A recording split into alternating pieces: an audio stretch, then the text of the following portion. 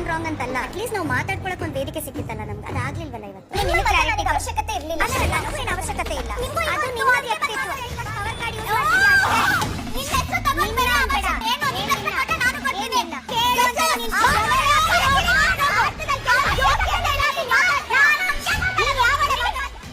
Hi ನಮಸ್ಕಾರ. Big boss ಮನೆಯಲ್ಲಿ ಮತ್ತೆ ಅಶ್ವಿನಿ ಗೌಡ ಹಾಗೂ ಕಾವ್ಯ ನಡುವೆ ಜಗಳ ಶುರುವಾಗಿದೆ. ಅಶ್ವಿನಿ ಮತ್ತು ಕಾವ್ಯ ನಡುವೆ ಏಕವಚನ ಹೋಗೆ ಬಾರೆ ನೀ ಯಾವಳೆ ಅನ್ನೋ ಮಟ್ಟಕ್ಕೆ ಜಗಳ ಶುರುವಾಗಿದೆ. ಹಾಗಾದರೆ ವೀಕ್ಷಕರೇ, ಜಗಳ ಯಾಕೆ ಶುರುವಾಯಿತು ಅಂತ ನೋಡೋಣ. ಅದಕ್ಕೂ ಮೊದಲು ನೀವಿನ್ನು ನಮ್ಮ ಚಾನಲನ್ನು ಸಬ್ಸ್ಕ್ರೈಬ್ ಮಾಡಿಲ್ಲ ಅಂದರೆ ಈಗಲೇ ಸಬ್ಸ್ಕ್ರೈಬ್ ಮಾಡಿ, ಹಾಗೆ ಸಪೋರ್ಟ್ ಮಾಡಿ. ಬನ್ನಿ ವಿಡಿಯೋ ಶುರು ಮಾಡೋಣ. ವೀಕ್ಷಕರೇ, ಬಿಗ್ ಬಾಸ್ ಮನೆ ಈಗ ಜಗಳದ ಮನೆಯಾಗಿದೆ. ಈ ಅಶ್ವಿನಿ ಗೌಡ ಅವರಿಗೆ ಯಾರ ಜೊತೆ ಜಗಳ ಮಾಡಿಲ್ಲ ಅಂದ್ರೆ ತಿಂದದ್ದು ಕರಗಲ್ಲ ಅನ್ಸುತ್ತೆ. ಅದಕ್ಕೆ ಪ್ರತಿ ಸಾರಿ ಯಾರ ಜೊತೆ ಆದ್ರೂ ಜಗಳ ಮಾಡ್ತಾರೆ. ಹಾಗೆ ನಿನ್ನೆ ರಕ್ಷಿತಾ ಜೊತೆ, ಇವತ್ತು ಕಾವ್ಯ ಜೊತೆ. ಹೌದು, ಅಶ್ವಿನಿ ಗೌಡ ಮತ್ತು ಕಾವ್ಯ ನಡುವೆ ಏಕವಚನದಲ್ಲಿ ಹೋಗೆ ಬಾರೆ ನೀ ಯಾವಳೆ ಅನ್ನೋ ಮಟ್ಟಕ್ಕೆ ಜಗಳ ಶುರುವಾಗಿದೆ. ಯಾಕಂದ್ರೆ ಅಶ್ವಿನಿ ಗೌಡ ಅವರಿಗೆ ಈ 4 ವಾರ ಸಪೋರ್ಟ್ ಆಗಿ ನಿಂತಿದ್ದು ಜಾನ್ವಿ ಅವರು ಈಗ ದೂರಾದ ನಂತರ ಈಗ ಅಶ್ವಿನಿ ಗೌಡ ಅವರ ಜೊತೆ ರಿಷಾ ಮತ್ತು ರಾಶಿಕಾ ಅವರನ್ನು ತಮ್ಮ ಕಡೆ ಸೇರಿಸಿಕೊಂಡಿದ್ದಾರೆ. ಕಾವ್ಯನು ತಮ್ಮ ಕಡೆ ಬರೋ ತರ ಮಾಡ್ಬೇಕು ಅಂತ ಹೋದಾಗ ಕಾವ್ಯ ಅವರು ಅಶ್ವಿನಿ ಗೌಡ ವಿರುದ್ಧ ತಿರುಗಿ ಮಾತನಾಡಿದ್ದಾರೆ. ನನಗೇನು ನಿನ್ನ ಹೆಸರು ಹೇಳ್ಕೊಂಡು ಬೆಳೆಯೋದು ಬೇಕಾಗಿಲ್ಲ, ಅದು ನನಗಿಷ್ಟಾನೂ ಇಲ್ಲ.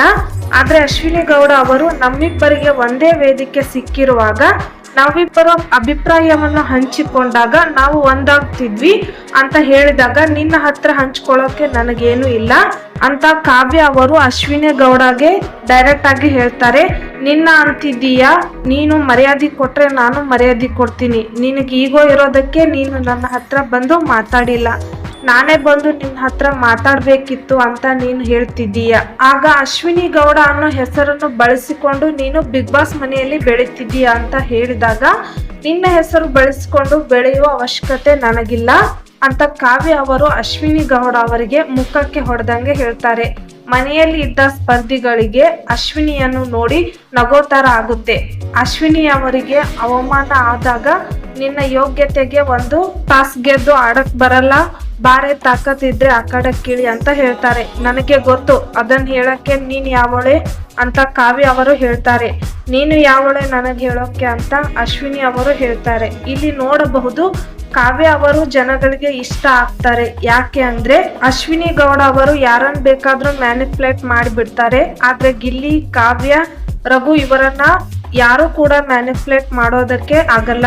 ರಘು, ಗಿಲ್ಲಿ, ಕಾವ್ಯ ಇವರು ಯಾರ ಮಾತುಗಳನ್ನು ಕೇಳೋದಿಲ್ಲ. ಕಾವ್ಯ ಹತ್ತಿರ ಇದ್ದ ಅಷ್ಟೋ ಇಷ್ಟೋ ಮರ್ಯಾದೆಯನ್ನು ಅಶ್ವಿನಿ ಗೌಡ ಅವರು ಕಳೆದುಕೊಂಡಿದ್ದಾರೆ. ಮುಂದಿನ ದಿನಗಳಲ್ಲಿ ಕಾವ್ಯ ಹತ್ತಿರ ಮಾತಾಡಲು ಸ್ವಲ್ಪ ಹಿಂಜರಿಯಬಹುದು.